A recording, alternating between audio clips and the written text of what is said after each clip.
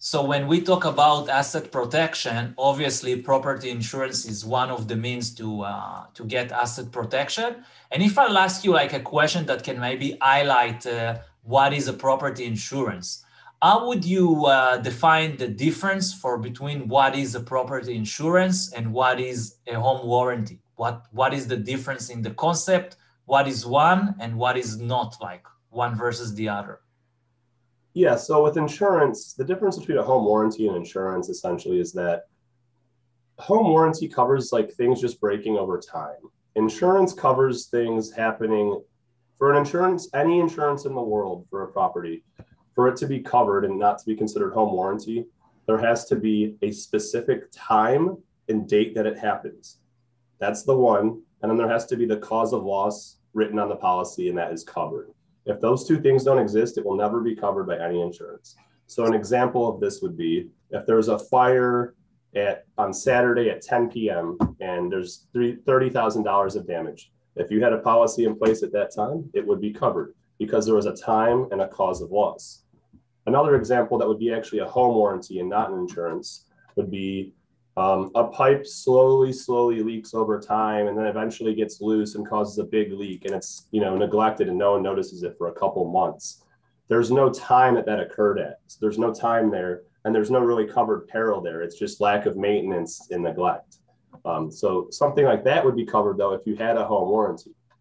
And when it comes to appliances in houses, I highly recommend for any investors, like if you get a new refrigerator, get the warranty on the fridge. Don't buy like a home warranty for it. You get what I'm saying? Like yes.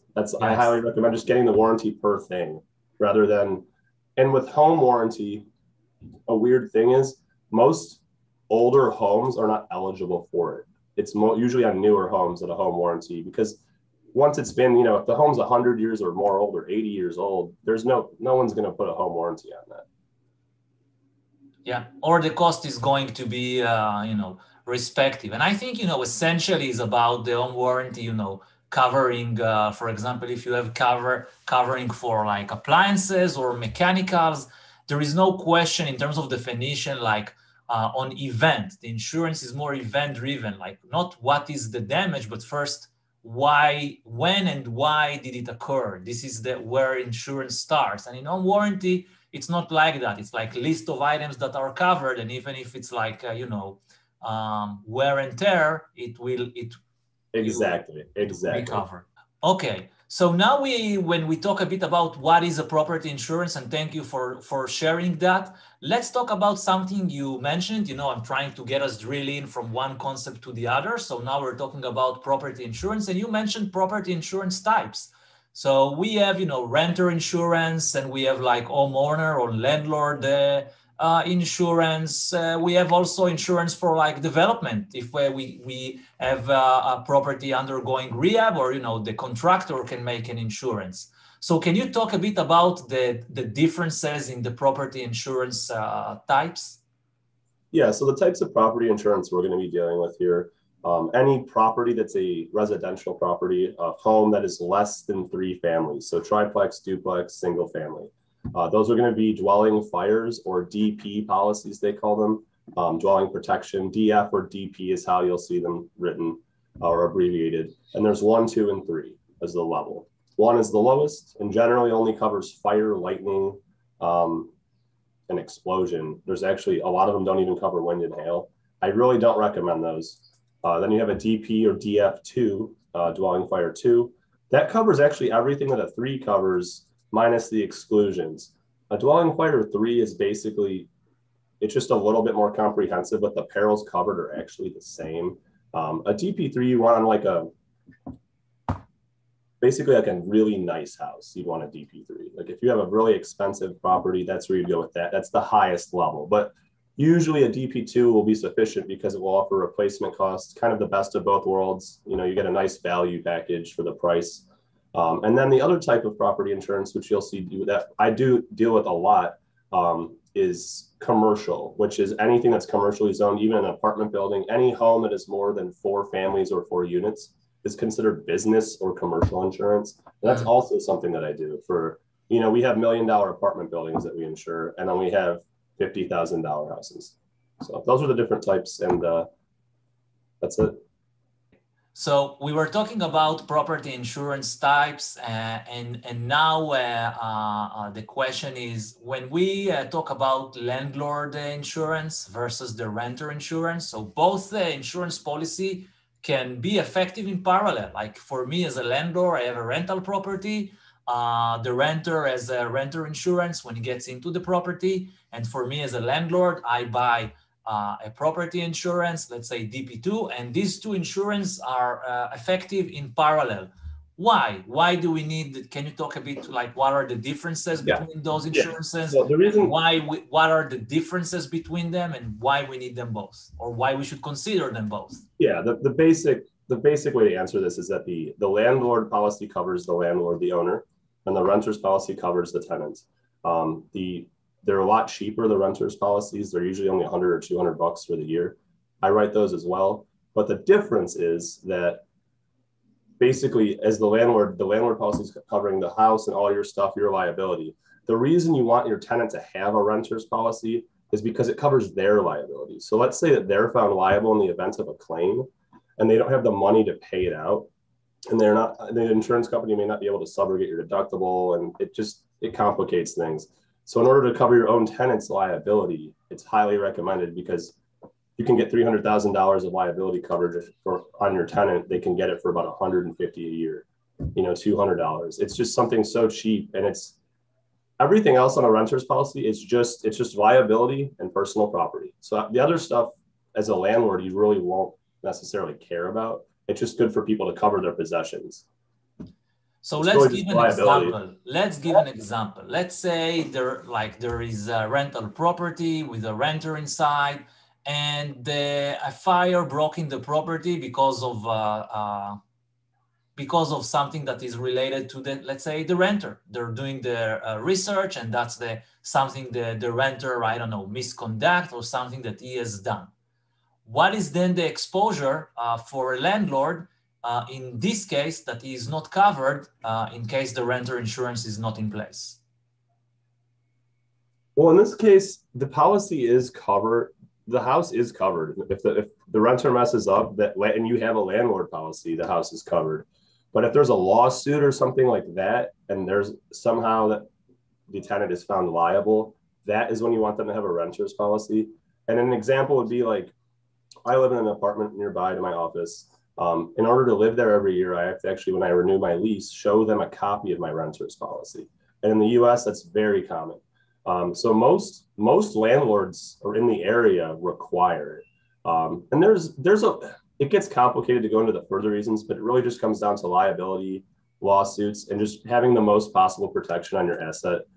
And honestly, a tenant who, on a separate note almost, a tenant who doesn't have a renter's policy is kind of not intelligent.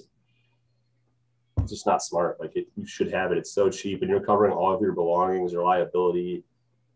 Someone else could mess up the building. You want a renter's policy. All tenants should have one, period. It's the cheapest insurance. Yeah.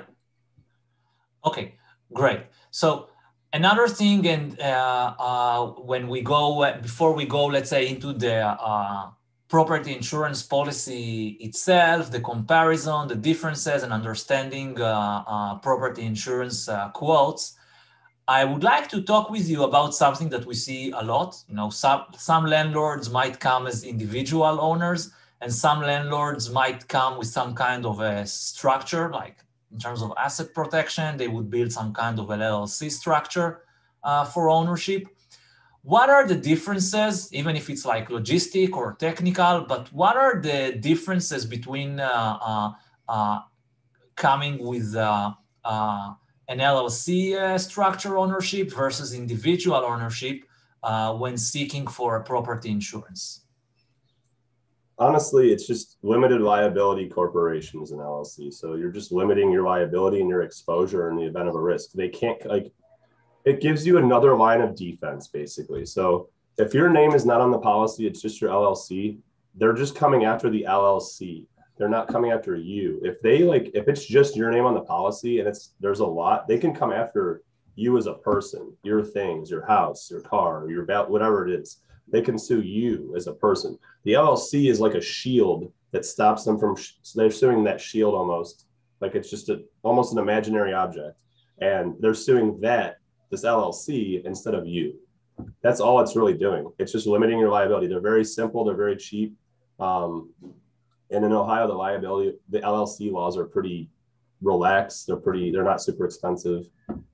Right. No, it just limits your liability. It's almost like a shield in the event of someone coming after you, suing you, a lawsuit. Right. So that is, let's say, why an LLC plays another role when we talk about asset protection. It's not instead of property insurance. It's in addition, creating that shield. I guess you could have both on there. I want to touch on this right now before we miss it. With insurance, and you do just an LLC name, there's no credit. There's no identity associated with it. So if someone does have a U.S. credit score of any kind, that will help their rate a lot. It's important to note that. It will help their rate a lot if they do it with an LLC or with an individual ownership? Individual, if they have a credit score. In terms of it will help their credit, but it can also ruin their credit if there is any claim, no? It goes both sides. Your credit has nothing to do with the claim ever.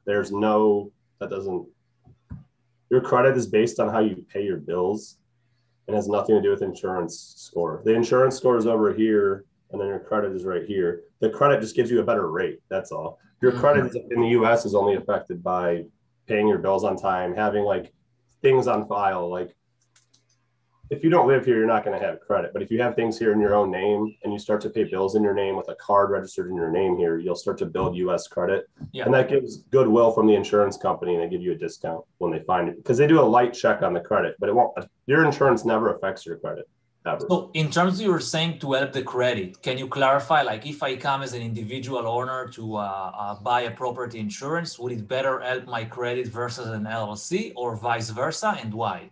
You can still have it in the name of the LLC. It's more about having your identity registered to bank accounts, like than anything. And then you use that account to pay the policy like every month on automatic payments or as a one pay.